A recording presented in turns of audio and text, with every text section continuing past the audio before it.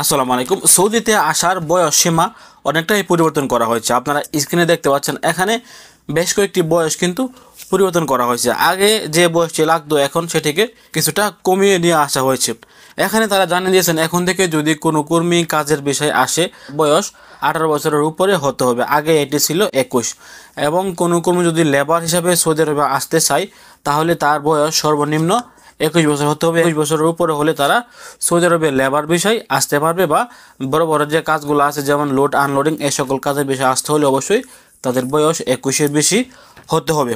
এবং এখানে বলা আছে যারা স্পেশাল ড্রাইভার অথবা হাউস ড্রাইভারে যদি কেউ আসতে চায় তাহলে তাদের বয়স সর্বনিম্ন 25 হতে হবে।